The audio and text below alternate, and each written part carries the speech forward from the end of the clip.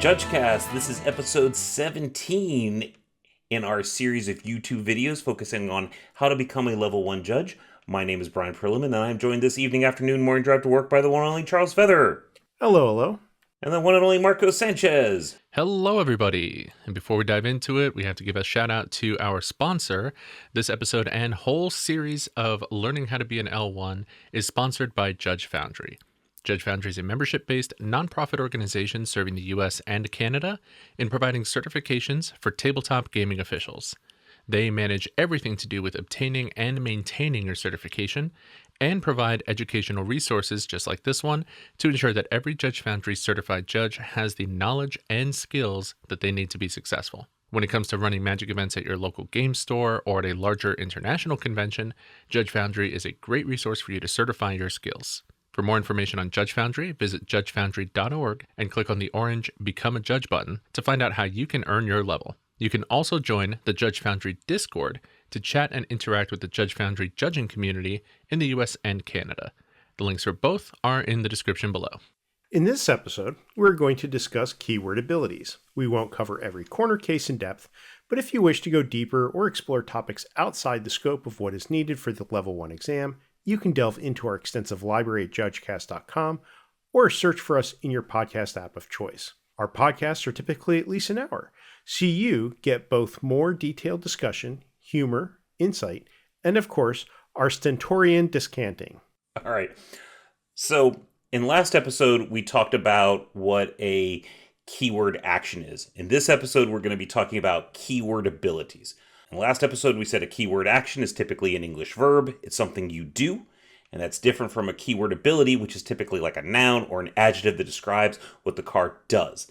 Many times, Magic cards will have some form of reminder text that summarizes what a keyword means when the keyword appears on the card, but those are just a summary. And sometimes there are exception cases that can't fit on the card, so it's important to know the rules behind it. And just as a reminder, talking about reminder text, text in italics is never rules text. All right, so let's get to it. What's up first? First up, we're going to talk about Deathtouch.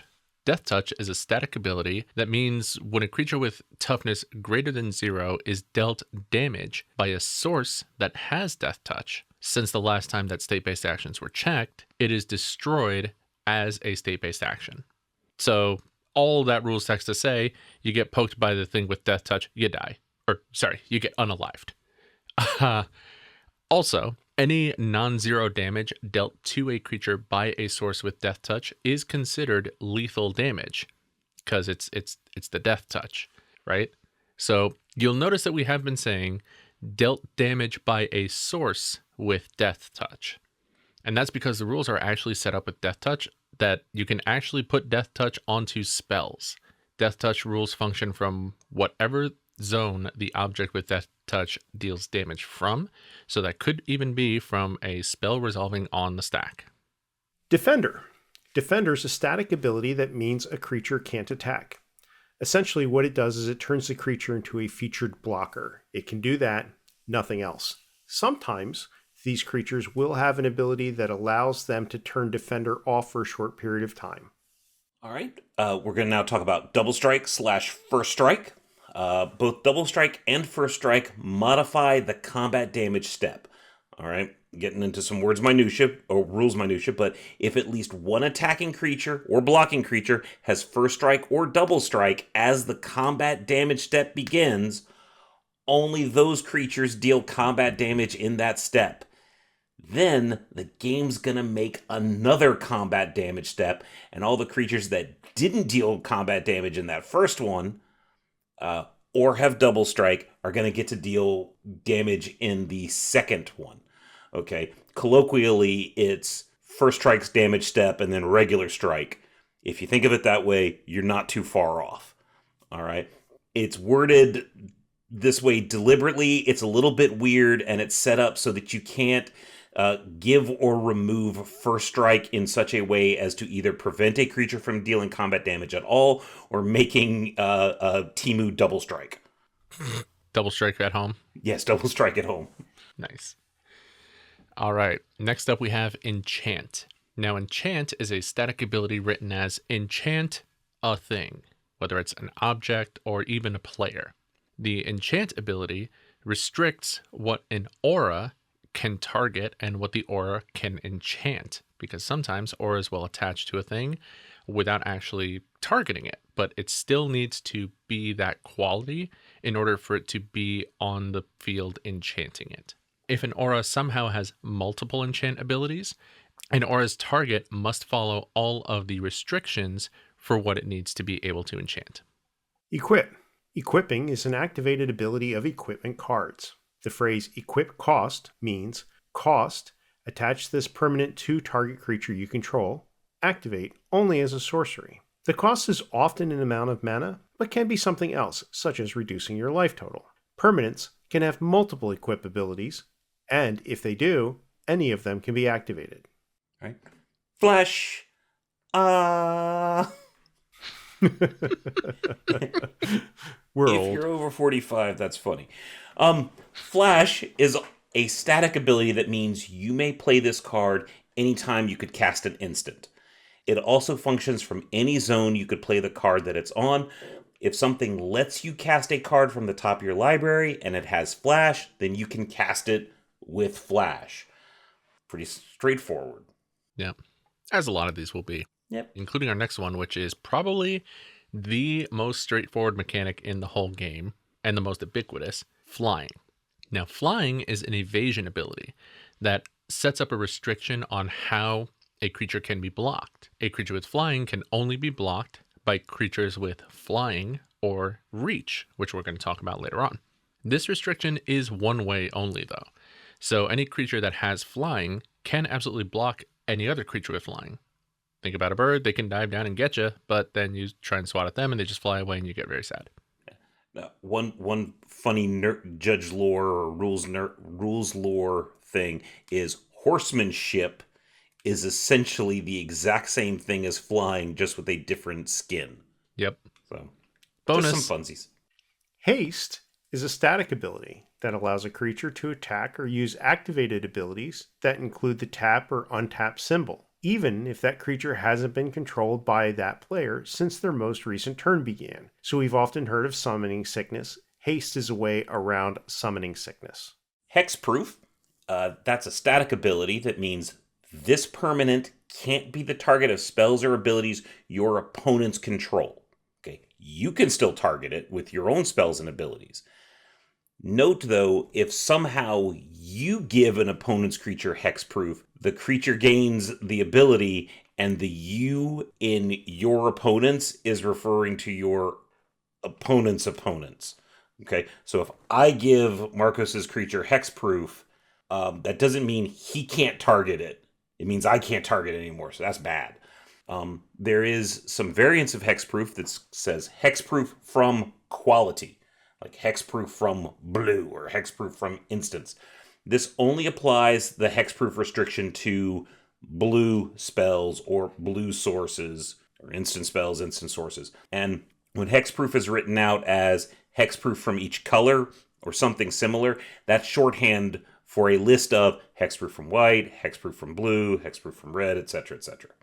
Indestructible is a static ability that means that the permanent that has it just cannot be destroyed. So we already talked about the keyword action of destroying a permanent. Indestructible says you can't do that, specifically destroying. So it can't be destroyed by lethal damage, and it will ignore any estate-based actions that will check for lethal damage. The damage is still marked on the creature, though. So if the permanent does somehow lose indestructible, it could be destroyed from damage that was already marked on it. Also, sacrificing is not a destroy effect, and reducing a creature's toughness to 0 is not a destruction effect either. So those are both still ways that you can get rid of a creature that has indestructible, but it's not specifically destroying it. Let's talk about lifelink. It's another static ability. Lifelink means that damage dealt by a source with lifelink causes that source's controller, or owner if there's no controller, to gain that much life. This life gain happens at the same time as the damage being dealt. If an object changes zones before an effect causes it to deal damage, its last known information is used to determine if it had lifelink. If multiple sources with lifelink deal damage at the same time, they cause separate life gain events. This is different from damage being dealt simultaneously, as that's one damage event. All right, kids, let's talk about protection. I know it's awkward for me too, but that's because protection is really complicated and in a way represents 4 different abilities. So protection is a static ability, typically written as protection from some quality. Okay, usually a color, but can be any characteristic value. Protection from power 5 or greater. If the quality is a type, subtype, or supertype, it applies to all sources with that type, supertype, subtype, not just permanents. All right, so the 4 abilities of protection can be remembered with the acronym DET. Okay, this is L1, don't at me. All right, D in DET is damage, stands for damage. Damage from sources with the protected quality is prevented. So protection from red, you can't be damaged by an earthquake or something like that. E stands for enchanted/equipped. So permanents and players with protection can't be enchanted or equipped by auras or equipment of the stated quality. And if it's already attached, it's going to fall off. And I'm doing finger quotes. All right. The B in DET stands for blocking. Attacking creatures can't be blocked by creatures that have the protected quality. Okay, so if I have protection from red, or if my creature has protection from red, that creature cannot be blocked by red creatures. And the T in DET stands for target. A permanent or player with protection can't be targeted by spells of that quality or abilities from sources with that quality. Now, if you remember when I talked about damage, I used the red spell Earthquake instead of something like Lightning Bolt, because a Lightning Bolt has to target. So you can't even target a creature with protection from red with a Lightning Bolt. But it would attempt to deal damage. An Earthquake would attempt to deal damage to a creature with red. Creature with protection from red. Yeah. And yes, protection from everything means literally everything. Like if it's a thing, it has protection from it. Get him. All right, next up we have Reach. Now, Reach is a static ability that you can find on permanents. And what's funny is Reach itself doesn't actually mean anything. It's Right. actually defined by that ability we talked about earlier, flying. A creature with flying can't be blocked except by creatures with flying and or reach. Therefore, it is basically just a label that says this creature can block flying creatures. That is it. That is the entirety of the whole thing. Has no other rules meaning whatsoever, and it's Now, just a marker. it's not even really it's not interesting even that. It's the way it's set up. It's not this creature can block creatures with flying. It's creatures with flying can be blocked by creatures with reach, and then it just gives them Right. that tag. Yeah, it's not even actually written as rules text. It is not a thing. Right. It just, you have reach. Oh, cool. So then in the flying rules text, you're a thing that can block me. Yeah, it's just a little dog ear tag that says, "Yeah, me too. I can Yeah. block too." Oh, so weird. It is. Trample is a static ability that changes how you assign and track creatures' combat damage. Trample does not do anything if you are blocking or fighting or dealing non-combat damage some other way. Normally when you attack with a creature and it is blocked, that's it. The creature's blocked and none of its damage goes through. Creatures with Trample, though, will modify this rule. You assign lethal damage to all creatures it's blocking, and if there is any left over, called excess damage, then you can assign that to the defending player, a planeswalker, or battle the creature is attacking. When trying to figure out lethal damage, you take into account damage already marked on it, or Deathtouch damage, or damage that is being dealt simultaneously from other sources. Now, let's talk about Deathtouch for just a second, because this is one of the most frequent examples that we use when we talk about Trample, combining the two of them.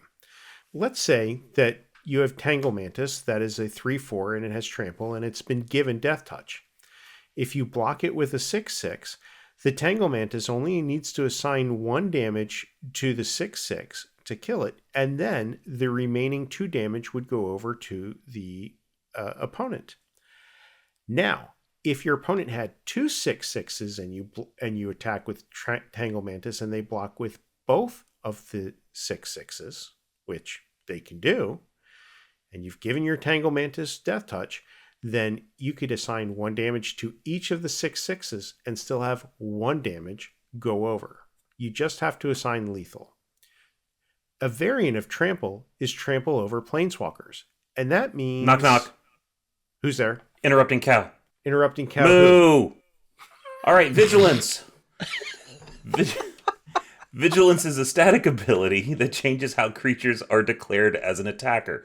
You do not have to tap a creature to attack. This does not mean the creature gains haste, but what it does mean is you can swing and then have the creature available to block on your opponent's turn. Nice. Ward is a triggered ability. That means whenever this permanent becomes the target of a spell or ability an opponent controls, counter that spell or ability unless that player pays cost. And the cost is right after the word ward whenever you see it on the card. So on screen, you'll see Waterfall Aerialist has flying and ward 2, meaning if I try to target it with a lightning bolt, then I have to pay an additional 2 when that ward triggered ability is resolving to not have my lightning bolt be countered by the ward ability. Now, interestingly, the cost does not have to be mana. It can be paying 2 life or discarding a card or sacrificing permanents. It is just a cost that has to be paid whatever it is. And if a permanent gains multiple instances of ward, they both trigger and resolve separately. Let's talk about cycling. And no, we're not going to talk about physical fitness, although maybe we should. But instead, we're going to talk about the activated ability that functions in the player's hand. It means, for this cost, discard this card. Draw a card. Some cards with cycling have abilities that trigger when they are cycled. These abilities trigger from whatever zone the card ends up in as a result of being cycled.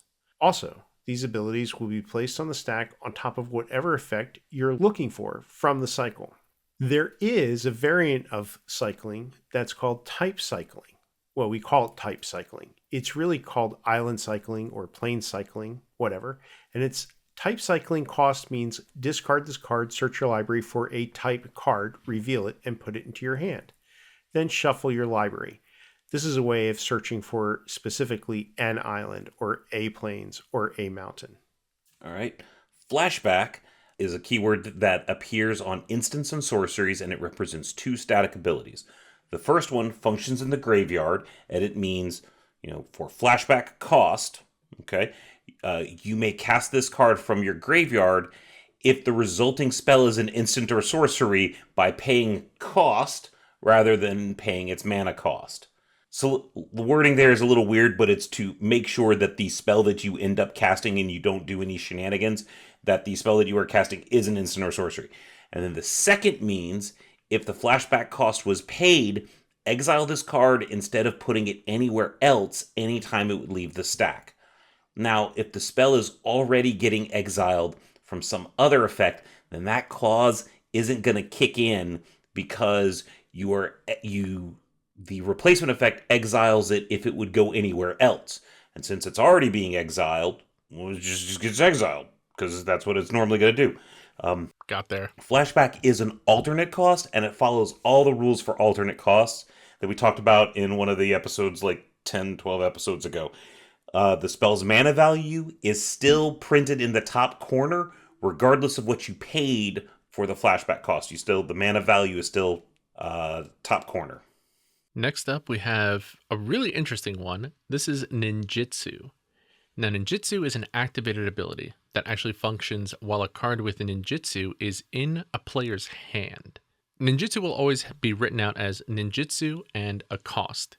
And what that means is if you pay this cost and reveal this card from your hand and return an unblocked attacking creature you control to its owner's hand, then you can put this card onto the battlefield from your hand, tapped and attacking.